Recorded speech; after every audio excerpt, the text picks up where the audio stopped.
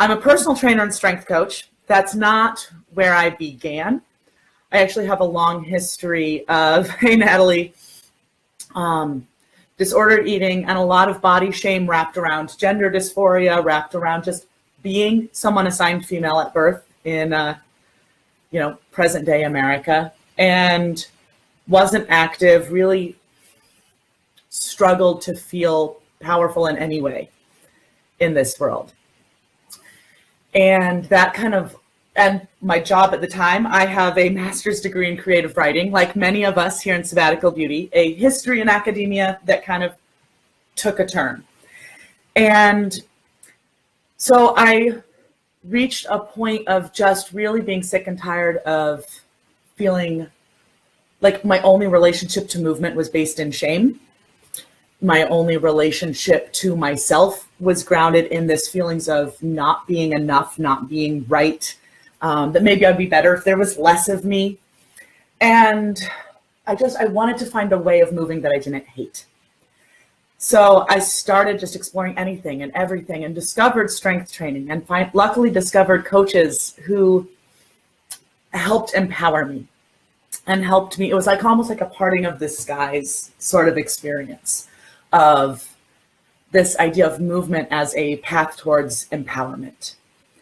And I became fascinated with what that meant, with what we mean when we talk about strength, with what we mean when we talk about health, and set about creating a sustainable relationship to movement that, thank you.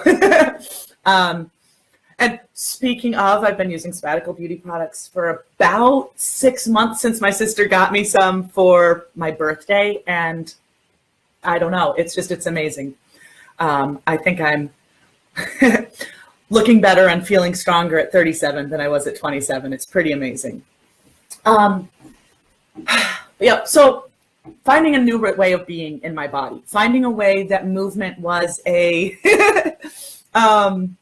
meditation, that movement was a way to come home to my body. And I decided that after a couple of years of moving in a way that was really nourishing to me and that left me feeling better about who I was, that was something I had uniquely to share, having transitioned from being profoundly unhealthy and sedentary to being a record-holding powerlifter and doing it in a way that was celebratory. So I started looking at what was available in the world, doing research as those of us who have lived in academia will do. And there's a lot out there in regards to body positive relationships to movement and nutrition. So, there are things like, intuitive eating. There are things like, I have the certified inclusive fitness trainer certification, health at every size, Fat Talk Nation, like diving in and looking at what's here. The Fat Chick Works Out, the Fat Studies Reader. These are all such important resources that exist in the world. Yes, body awareness, just movement gives us a unique opportunity to be present in our lives and active participants in a world that can actively try to keep us down. So those all exist, but they don't really get into the how of movement, the how of movement that builds towards empowerment. And that's where, we have this whole other stack of books. We have things like Feats of Strength and Dexterity and Dinosaur Training. We have Wendler's 531. We have histories of the Mighty Atom, who did some really weird stuff, like some amazing feats of strength. Dan John, Can You Go? Books by my coach. Taming the Bent Press, Superhuman Human You. These exist too, and these are all about moving well, but they stop shy of the body positivity and that radical fat acceptance, that like really completely divesting ourselves from trying to change our bodies. And then there's this whole other thing of this political awareness. I've been a diversity trainer for over 10 years of there's this default body in the gym. There's this default body in the fitness media as a whole, whether we're talking digital media or print media. And it's a skinny white woman who's under 40, or a really jacked looking cisgender guy. And all of these stop short when we look at, we have a society that is built upon disempowering entire communities of people. When we look at the ways that queer people and trans people and people of color, people with diverse abilities, people who are economically struggling, when we look at the ways that our society is set up to, I know, right? Our society is set up to very much favor cisgender straight white men, particularly those who already have economic power and no visible disabilities. And this is a problem when we look at, again, the capacity for strength training to build us up. Slight step back. So what I teach my students is how to relate to the moment when things feel impossible. Right. So, and that might mean different things for different people. But when we very physically feel ourselves doing something we've never done before, and learn how to remain present, learn how to refuse to let our form budge, when we learn how to just feel our feet on the ground and do what needs to be done, right? That sort of like, we can't control the weight. We can't control what's happening around us, like the literal, like the iron weights, or the resistance bands, or gravity, or whatever it is we're using for resistance. Some of that is out of our control, but we can control what our bodies do in relationship to that moment where everything feels impossible. So that's what I do. I teach people who have been systematically disempowered how to relate to moments when things feel impossible, while maintaining integrity and continuing to push through in a way that is safe. And in that way, it's very much political and very much connected to the works, you know, things like, if you guys have not read this book, The Body is Not an Apology, holy cow. It's amazing about radical self-love as it relates to political context, to social contexts. Things no one tells fat girls, This Will Be My Undoing, Transgender Warriors, Gender Outlaws, like books that like explore what it means to be a social body in the world. So all of these things exist, but no one's bringing them together. And so that's when I started working on the manuscript. Hey, Natalie, that's awesome. Fitness industry and movement are incredible. They have such promise for helping us really celebrate and flourish. It's not always how it's manifested.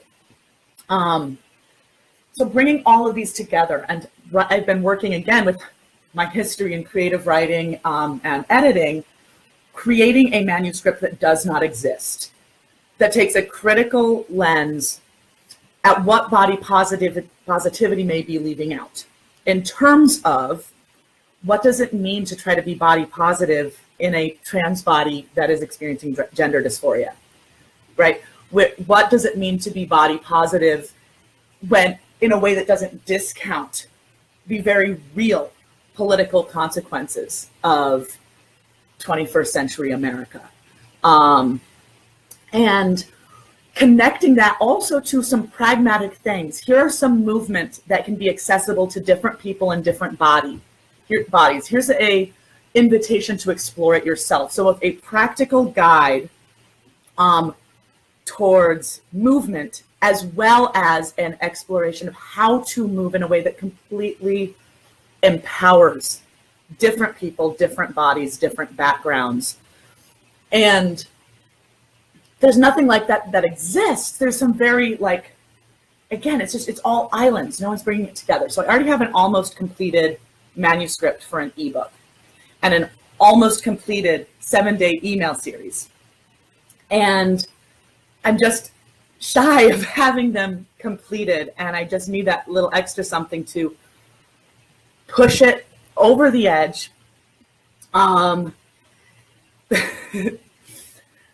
Thank you so much, Madeline. It's all about, and taking core. So there's this literal core. There's this idea of the core of our body. What does the core do? It helps us stabilize and it helps us rotate. It helps what keeps us upright and what keeps us facing in the right direction. So like literally and metaphorically, what's at the core of what we're doing and why? I care so much about this work. So kind of chugging away at this and wanting there to be part of having it as an ebook is links to video demonstrations of me doing the movements, links to further information, something that can be updated several times a year, and something that it runs parallel with the diversity training that I'm doing. So something that's exciting to announce that has happened since I submitted my scholarship is my proposal to present at the Philly Trans Wellness Conference has been approved. I've been accepted. I'm going to be presenting at the Philly Trans Wellness Conference. And my conference topic is, can body positive wellness and gender dysphoria coexist? And I believe that they absolutely can. And it's all in terms of how do we phrase things? What are we focusing on? Thank you so much. And I'm going to have to meet some of the Philly Sabbatical Beauty folks while I'm there. So much comes down to how we communicate. And that's no less true for how we communicate about movement. So the same movement could be done towards a goal. So I'll use an example. One of my clients is a trans man who's preparing for top surgery. And he's wanting to lay the groundwork prior to surgery that will enable the best results. Now, everything that's out there right now, very close to everything that's out there right now in regards to transmasculine movement is very much, here's how to look like a stereotypical gym bro man. And some of the recommendations, hey Tang, are very much bordering on what could be considered some disordered relationships to food and movement. So what I offer my client is, instead of saying, here's what you need to do in order to look like a real man, and buying into those very toxic messages that we're told about what it means to be a gendered body in the world, we're looking at what do we need to do in order to help strengthen the muscles that we'll need to be able to support this big change. What are we going to need to do to help make sure that you have the best chances of full recovery of range of movement? What supporting muscles are you going to need to activate more as you're recovering in order to stay independent? So the movements he's doing might be very similar in terms of exercise selection, but how are we talking about it and why are we doing it? And doing that in the same way in terms of if I'm working with a cancer survivor, if I'm working with someone on the autism spectrum, if I am, I mean, going through sometimes is fun, but I must say, but there are times when it's just a bit gratuitous. We don't need any gratuitous trying. And so that's my project. How do we reframe our understanding of functional movement? How do we, not every 5 minutes. No, that's just excessive. People here are trying to work out.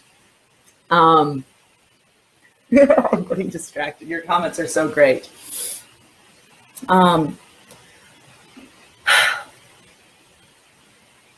was just talking recently about how the body is where we interact with the world. It's that very literal, it's something that Sonia Renee Taylor talks about in her book, The Body is Not an Apology, that one thing that we can't really dispute, there are people disputing all sorts of things right now, some things that most people would say objectively are true, but one thing that we can't really dispute is that we have a body and our body exists in the world. That's the foundation. And that idea of empowering people who have not been empowered, not just in terms of gaining the physical strength, but in gaining that ability to maintain that. I'll share that complete reference later for sure. I highly, highly recommend it. When we practice being present in our body, when things seem like they just are too hard, I can tell you my experience, it changes our posture as we go through life. It changes our willingness to speak truth to power. It's changed the way I converse with people who are ostensibly higher up the totem pole than me in the management world to stay rooted and do what I need to do in order to maintain integrity of my movement through the world. That's what I want to offer. That's what I have to share. And I'm really excited about this possibility to connect with Sabbatical Beauty, which is a company that I believe in a lot, to help make that flourish, come to light, and touch, yes, more clients across more miles, more people who could read that material, but also, again, by doing these presentations connected to it, reaching other fitness professionals, reaching medical professionals, and helping us reframe our understanding of what it means to be healthy in this world. Enjoy errands. I figured I would offer, since one of the things that I do when I do trainings is I do some of the old time strongman stuff. And it certainly makes diversity trainings come alive. I don't know if you guys have noticed this, but lots of people have mandated diversity trainings, and in general, they're kind of boring. Yes, talk more about the ebook, part of the larger program, and my price range. That is important. I'm going to stay really focused on this. So the ebook was originally, it's 30 Days of Kind Movement. And so each day has a focus of something to look at. So for instance, one day might be covering what it means to do a safe squat pattern, which is any movement that allows the knees and hips to flex a similar amount, and how that can be made accessible. Oh, I'm going to bookmark that, survivors of sexual violence. I'm going to come back to that. That's very important to me. So there'd be, like I said, those pragmatic things. Then there are going to be days that look at what does it mean to have a shame-free relationship to food, and understanding the difference between, you know, people with roles like registered dietitian versus nutritionist versus someone who's just having an opinion about food. So how to be discerning and how to recognize what scope of practice there is to make sure that you're honoring yourself. I talk about approaches to rest days and recovery. I talk a little, so one day is focusing on the importance, the essential importance of resting in order to maintaining a relationship to movement. I have a day where I'm literally talking about the political importance, the motivation socially, because it can be really hard to find a motivation to move that isn't self-deprecating. Really think about what it means that we live in a world that tells particularly female-bodied people, you know what would make you better? If there was less of you. So you should starve yourself and weaken yourself and break down your muscle tissue in the gym every day without giving it time to recover. And it'll never be good enough. Just please make there be less of you. And so I have a day that talks about how we need to rest, that a day that talks about how maybe sometime if you're lacking other motivations, think about what it means to practice physically embodying your understanding of your self-worth. Something that I've said before is figuring out how to love ourselves with our actions when we are struggling to love ourselves with our thoughts, right? Because sometimes the body leads and the mind follows. So talking about like how to find motivations for moving with intention that are different than anything we've been told. Yes, the freedom to take up space. I mean, I have students who come to me who want to lose weight. It's a common one that people come to me to. As a radical fat positive trainer, I actually make it clear very simply that that's not something I'm going to do. It's not something that science says is safe or reasonable for me to do. But I'm going to ask some follow-up questions. What do you imagine will be different about your life when you get to your goal weight? And there's a day in the ebook that really focuses on this. What do you imagine will be different about yourself when you reach that mystical goal weight? And that's when I start getting answers like, I'll know my body can do what I want it to do. I'll be able to keep up with my grandkids. I'll feel comfortable in my skin. I'll sleep better. And I'll be like, those are the goals. Those are the goals. And so I have days talking about like, why do we, what are the goals behind our goals? That are essential if we're going to be transitioning from either sedentary to active, or in the alternative direction from a disordered and excessive relationship to exercise to something that is balanced and nourishing. Like, how do we come to center in a way that creates goals that are consistent with love? Okay, so I'm going to go back. So there was, let's see, do I ever work with survivors of sexual violence? Absolutely. Getting a little bit personal, I'm a survivor of sexual violence, and that's part of what led to my real importance in finding strength training. Was I just recently did a speech on stage for a local sexual assault services organization, and one of the things that I shared was how me 11 years ago was paralyzed by PTSD, was very rarely left my living room, definitely didn't feel safe in the world, definitely didn't feel safe sharing my voice. And, you know, I was very, my role was staying alive. That was my success each day, was staying alive. And there's the quality of strength that it takes to do a deadlift on a stage at a powerlifting meet. And that's hard, but that's nothing compared to the strength it took to get up off of that couch and look at myself in the mirror and decide to walk out of the house, fear and all. To not invalidate the feelings, but to not stay trapped. And that was one of the unexpected ways that strength training healed me, and that I've seen it heal some others, is moving is the opposite of dissociating, in the way where when we come home, I do a lot of my coaching through questions. Where are your feet? What are your lats doing right now? Where's your breath? And so that's sort of like coming back, returning time and again.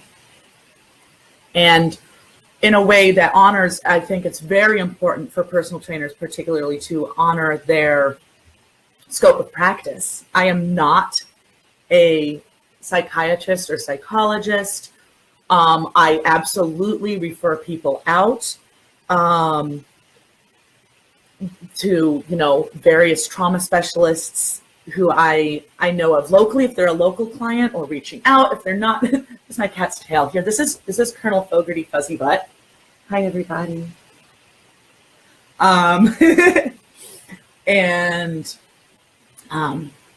So not in a way that I'm talking about stepping outside my scope of practice, but in a way of very much there's a relationship to being able to be present in one's body that is very healing. Somewhere around here is Sergeant Isley Stump. He's my tripod cat. Hi, Christine. Yes. I hear a cat. Is that Stump coming out? Hi, Stump. 1 second. I'm actually going to stand up and get out of the screen because you all have to see Stump. Hi, buddy.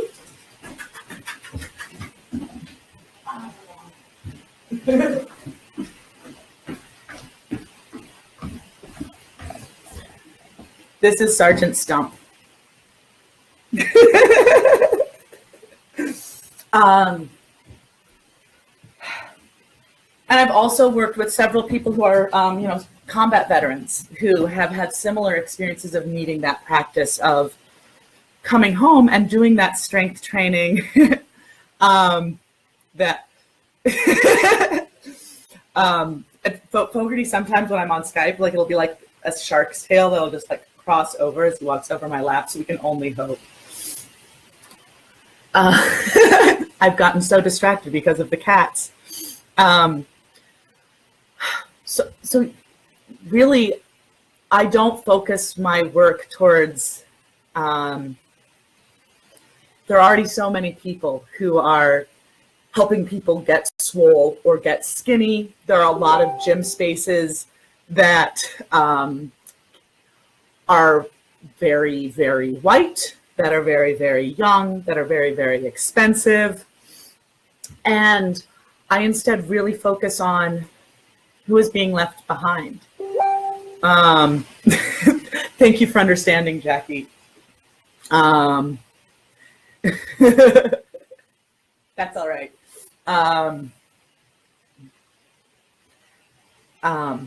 And so sorry. You guys are so sweet. And in terms of my prices, so the 7-day e-blast series is, I always believe that it's important for everything to be, yes, white privilege and dangerous. You see it, Christine, I know. Christine and I see a lot of the same stuff within the fitness industry. And so I really value making things accessible. For those of you who don't know about Rochester, New York, it's a city that was ranked lower than the national average on every studied criteria of racial equity. It's very divided by class. There is a lot of support available for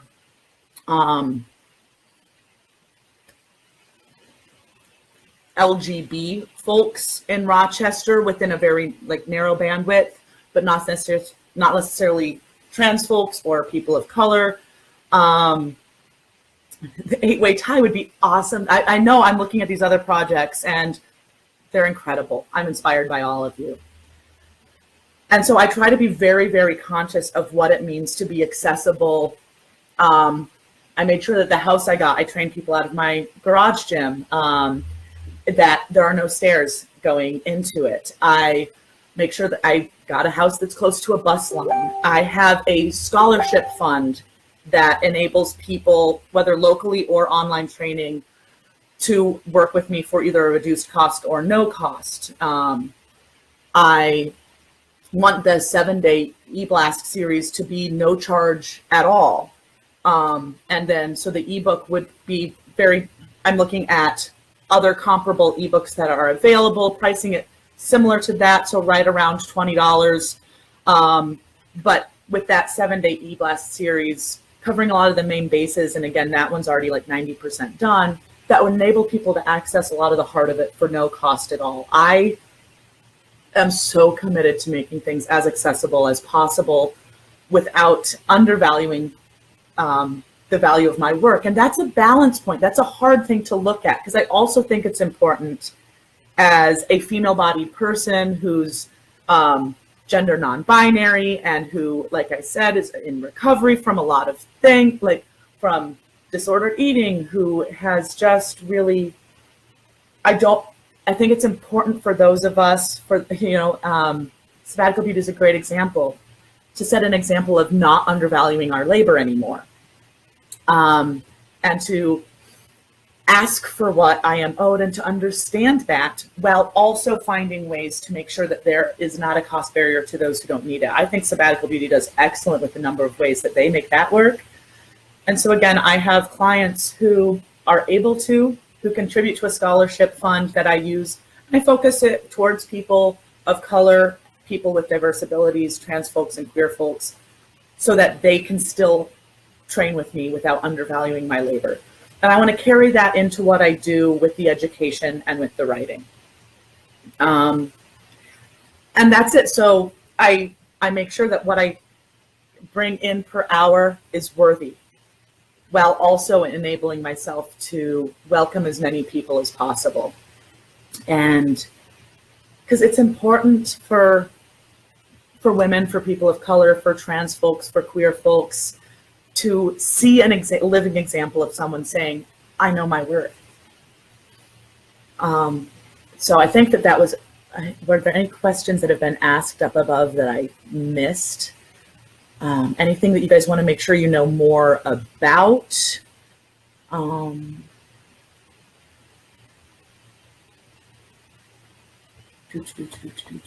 not seeing any questions that were asked that I completely missed here.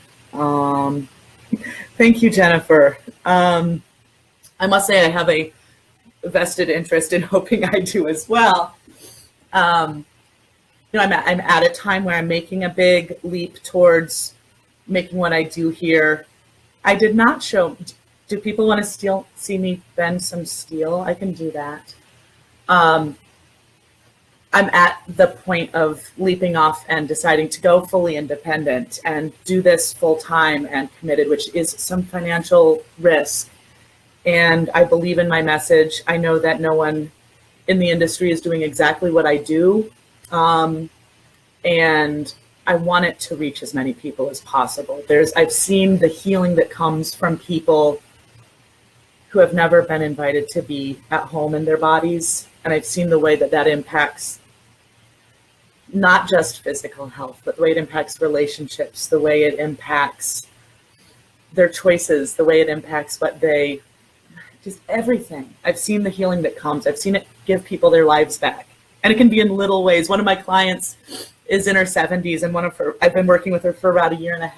One of her first goals when I took weight loss off the table, and said, we won't focus on that. Like, what? And she said, well, I can't get stuff out of my freezer. My freezer's below my refrigerator, and I can't get stuff out of my freezer without getting my husband to come in because I can't get down that low. I don't have the balance. I don't have the mobility. And so if he's out of the home, I just can't get things out of the freezer. It's like, okay, we can work on that. She came in about 6 weeks later and gave me a huge, huge hug. She was like, I got something out of the freezer. I could defrost the chicken without needing my husband. And it's something that we're giving people their independence and watching it change their lives. So yeah, I have some steel here. So this is just like a nail, basically. And I wrap things in leather when I bend them. I work this into my diversity trainings in different ways. I can break bats and drive nails through boards and bend steel, straighten horseshoes, all sorts of things. So yeah, this is just to make sure that this doesn't cut into my hands. And when you work in some feats of strength into your message, it really makes it do something a little bit different in the listeners. Again, what I do is I teach people how to relate to the moments of the impossible. Christine Walker, who's commenting, I've shown her how to steel bend. She can talk a bit about how amazing that changes everything. It really is. I'm a little backlit. So this here is a much bigger steel bar. So this is a 1/4 inch by 1 inch by, I think that's 36 inches. And again, just making sure I don't cut my hands here with these leather pieces. When it comes, this is what strength does, is it teaches us to like push against things in the right way without losing our form, and without hurting ourselves. Let's see, I'm gonna move. There, I think we can. Dancing around? Okay, so steel. Oh. Oh.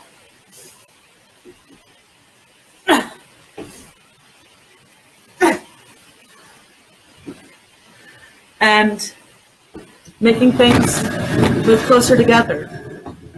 Making things come together in a way that is beautiful.